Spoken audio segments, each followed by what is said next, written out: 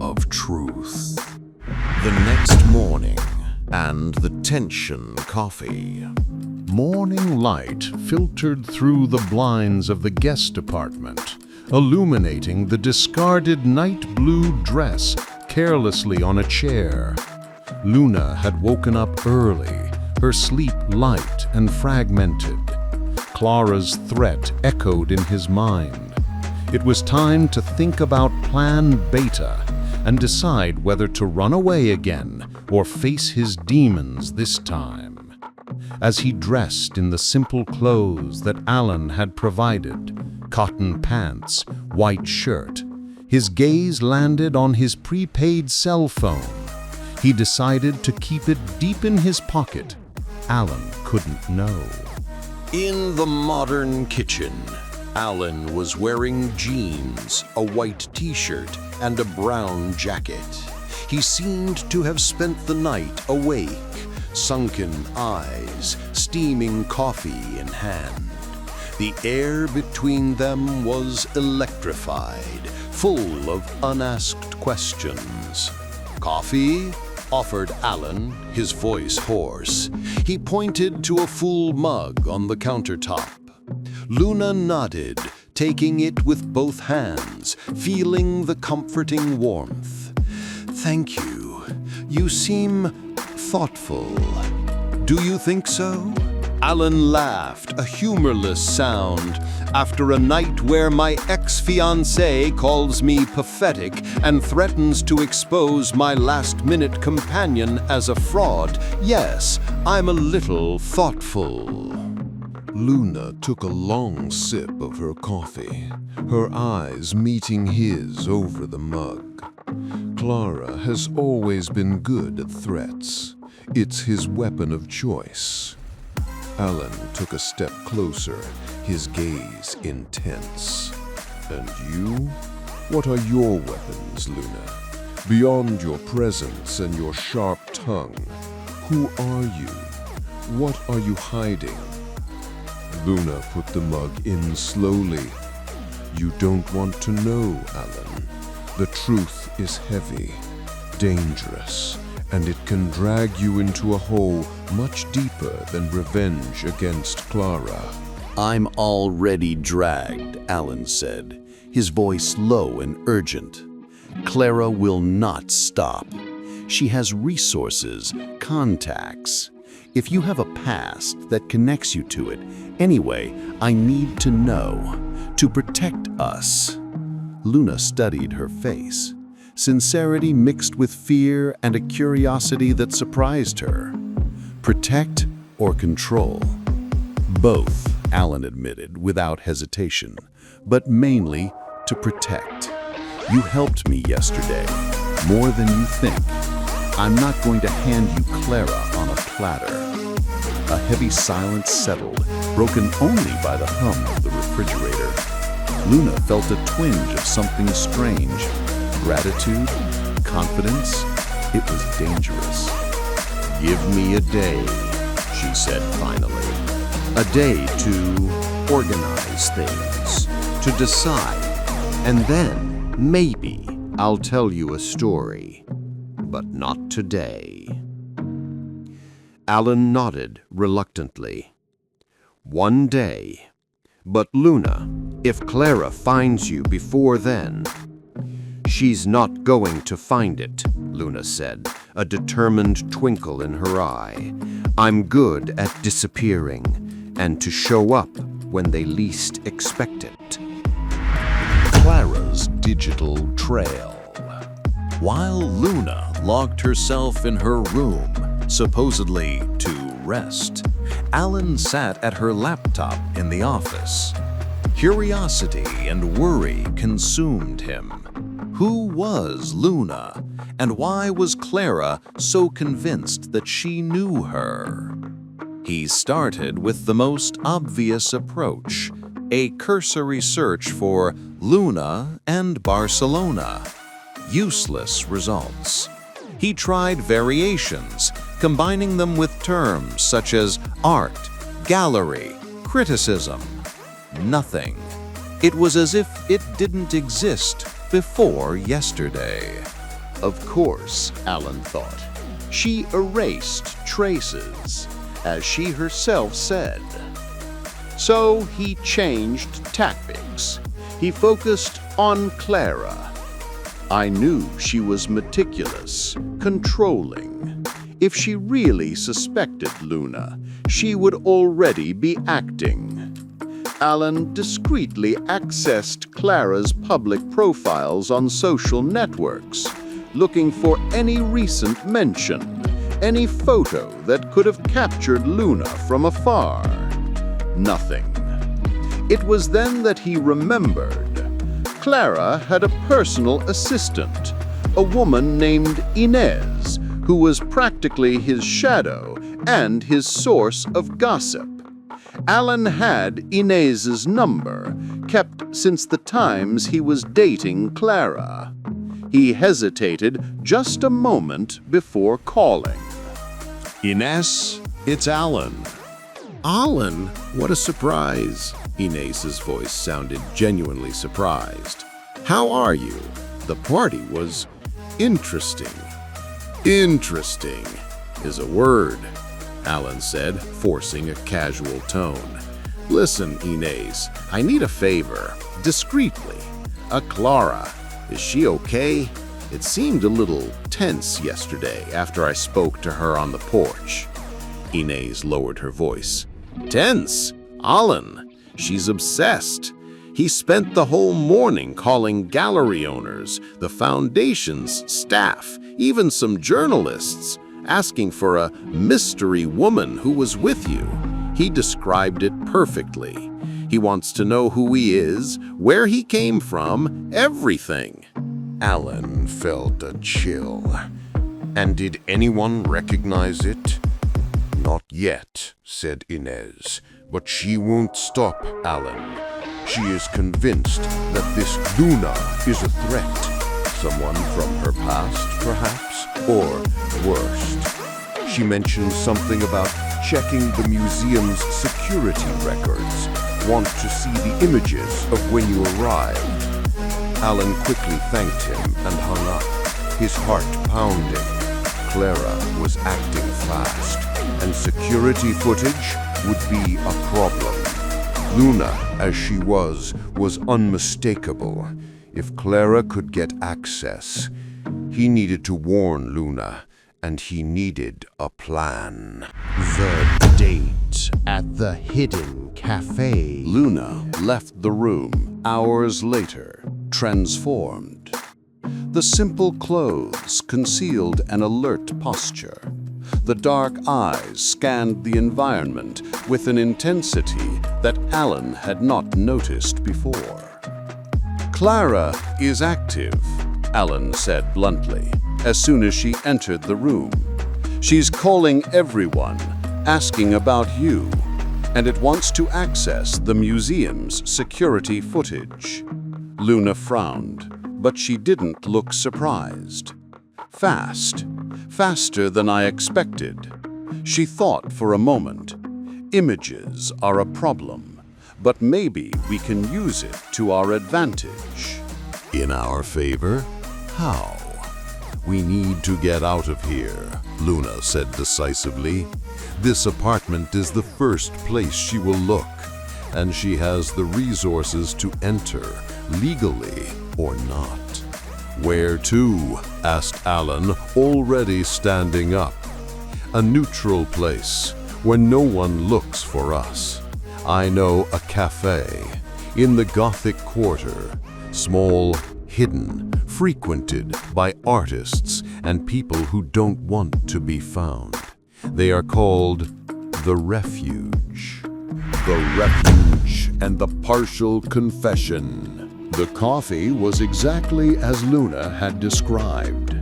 Old stone tunnels, low ceiling, worn wooden tables, smell of freshly roasted coffee, and books piled on the walls. It was in a narrow alley, almost hidden behind an antique shop. Alan immediately felt safer, or at least more anonymous. They sat in a corner, with their backs to the wall.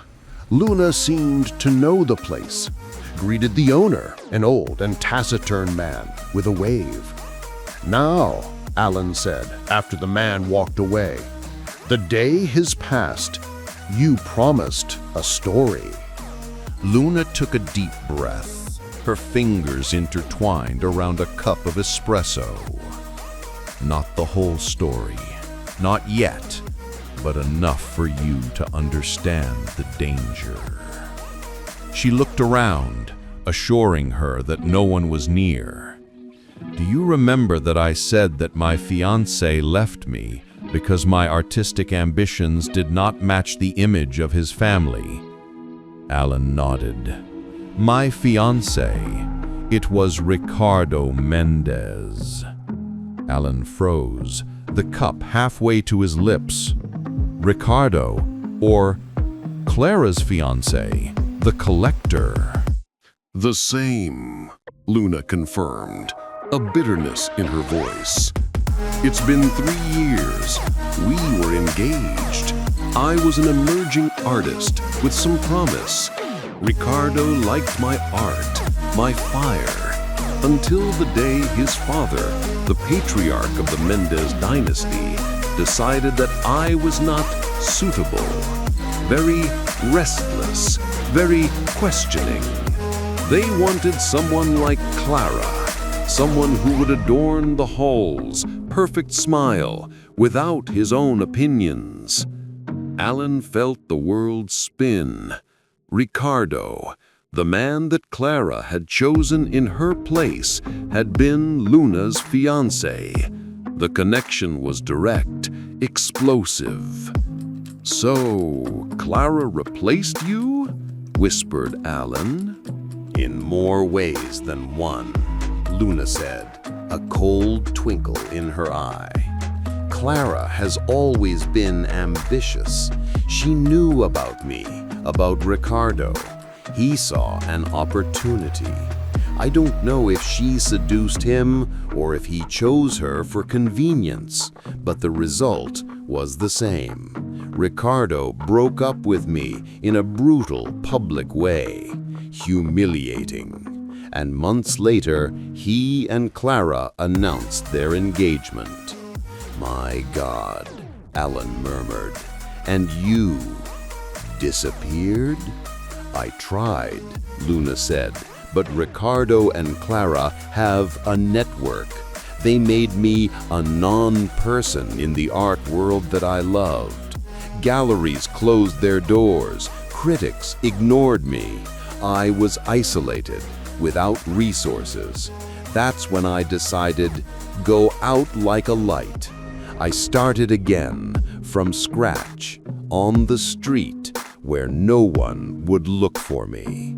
Alan looked at her, seeing for the first time the depth of pain and anger behind the calm facade. "And yesterday, when you talked about the groom who left you for being decorative, you were talking about Clara." "Not only hers," Luna said, "Ricardo's, of that whole false and corrupt world, and Clara, who became the perfect queen of that circus." The silence in the café was dense, laden with shocking revelations. Alan now understood Clara's fury, her certainty that she knew Luna, and he understood the courage and hopelessness that led Luna to accept his proposal. "Clara will find out," Alan said, his voice gravel. "And when she finds out, she's going to use it to destroy you. And probably me too, by association." "I know," Luna said, her dark eyes meeting his, filled with fierce determination. "That's why I activated the Beta plan." "What is Plan Beta?" asked Alan, a bad feeling taking over him. Luna smiled, a smile without joy, only purpose. "Fight. It's time to fight, Alan. "They threw us in the trash.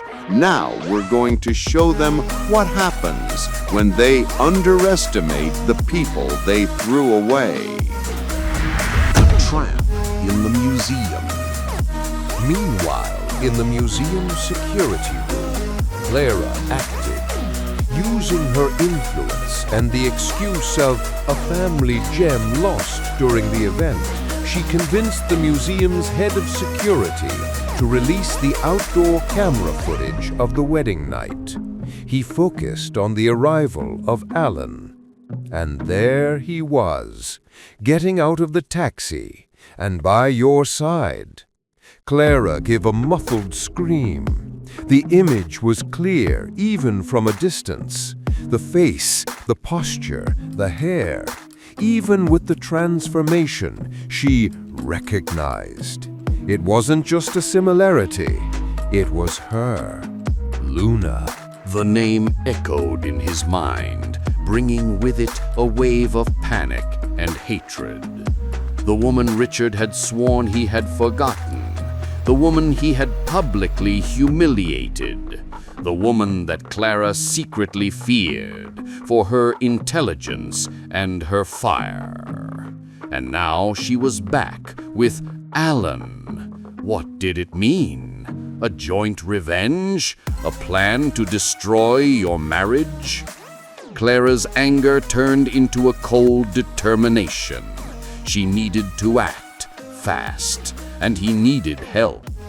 "Ricardo," she said on the phone minutes later, her voice controlled. "I need you to come home now. We have a problem called Luna." The confrontation in the Gothic Quarter. Alan and Luna left the refuge at dusk, walking through the crooked and dimly lit alleys of the Gothic Quarter. The air was heavy, the tension between them transformed into a fragile but powerful alliance. "What will we do?" asked Alan.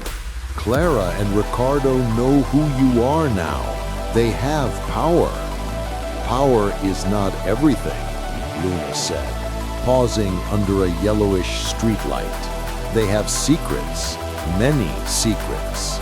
Secrets that can destroy the Mendes empire as fast as they destroyed my career." "What secrets?" asked Alan, intrigued. Luna looked at him, a dangerous twinkle in her eye. "Dark business, money laundering using art foundations, forced acquisitions. Ricardo is not just a collector, Alan. He is a predator. And Clara is your perfect partner." Alan felt a chill. The world he had envied so much, the world that Clara had chosen, was rotten inside. "And do you have proof?" he asked, his voice low. Luna smiled, a wolf's smile. "I did, before they destroyed me. But memory is a strange thing, Alan, and sometimes the people you least expect keep fragments, fragments that together form a bomb." She took out her prepaid cell phone. "It's time to call some old men. Friends. People who were also burned by the Mendes. People who are maybe ready to fight." As Luna typed a message, Alan looked at her in the streetlight. The woman of the streets had disappeared. In her place was a warrior, ready to face the demons of her past. And he, Alan Vidal, was by her side, ready to fight too. Personal revenge had turned into something much bigger, a battle for justice. Suddenly, Luna froze, his eyes fixed on a point ahead, where two hooded figures emerged from a side alley, blocking the way. They were not lost tourists. Alan, Luna whispered, her voice tense. Run! But it was too late. Two more figures appeared behind them. They were surrounded. Men advanced, their movements silent and professional. These were no ordinary thieves. They were sitting. The game had changed. The hunt was on, and Alan and Luna were in the bullseye. Luna dropped her phone, which fell with a dull thud to the stone pavement, and assumed a defensive stance, her dark eyes glowing with an ancient fire. Alan, his heart beating like a war drum, did the same. The night in the Gothic Quarter would witness the beginning of a storm. Continued. Coming soon. Season 3. Thanks for watching.